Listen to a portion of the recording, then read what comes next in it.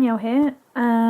I thought I'd do a little video just as a bit of an experiment to see if I can propagate this beautiful aloe vera, which is growing and growing and growing, because it seems to be growing some aloe vera pups.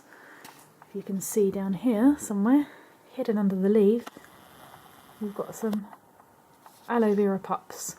So they're just the little offshoots from the main aloe vera plant. So I'm going to give it a go and see what happens. If you want to do something like this, all you will need is aloe vera pups. They need to be taken off with a sharp knife, and ideally need to be about a fifth of the size of the plant, or have at least 2 to 3 true sets of leaves. Now I only have one pup that's viable, so it's a proper experiment. If it doesn't work, I've got 2 more that are growing, so we shall see what happens. Right, so I am going to be cutting this baby up. Not this bit, because it's beautiful, we like this bit.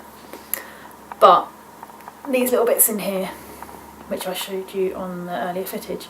Now, these are called pups. And I didn't realise that you can propagate from them. So I'm going to have lots of baby aloe vera, hopefully, if this works.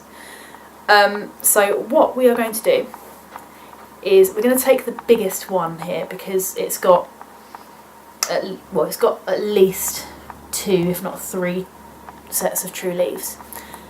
So I'm going to use some sharp scissors, as I don't have a sharp knife. These are actually haberdashery scissors that were bought for me, and I'm not meant to use them for anything else. So I'm going to secretly use them on my aloe vera right now, because they're really, really sharp. So we're just going to cut this, and I'm going to cut it quite far down the root that we've got here. So this is what I'm going to cut. This is our biggest pup. So I'm going to cut it just here. Really sharp, really clean cut, as you can see. Nice and clean. A little bit of dirt in there, but that should root really nicely. So now that I've got my pup, you can actually see that there's some roots coming off of it already, where it's been sort of buried in the soil. So hopefully these roots should give it a good start in the little pot that I'm going to put it in now. So let's move this baby out of the way. And the pot I'm going to use is just a really small cactus pot.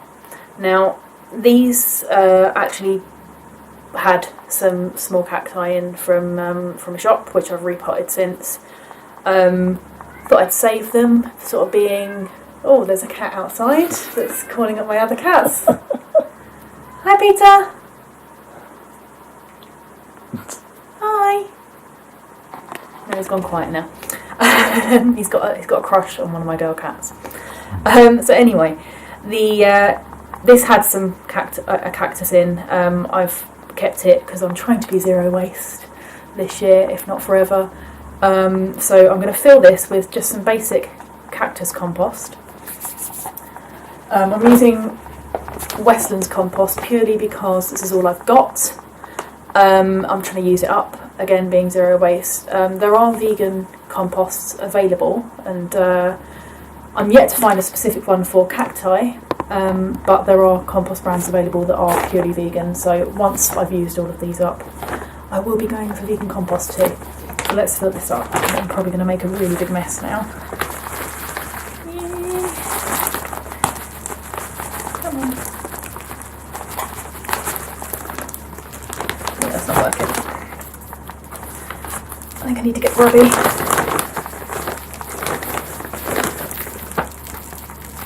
There's a reason for the newspaper.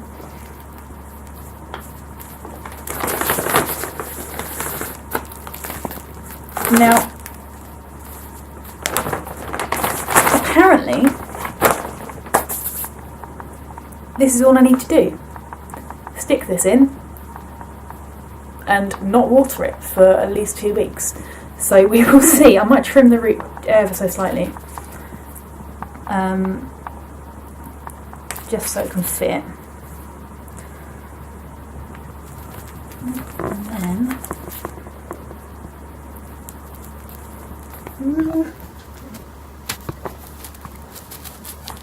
the thing with cactus compost is it's really, really dry, so it doesn't really want to do anything you want. Now, hopefully, this little pup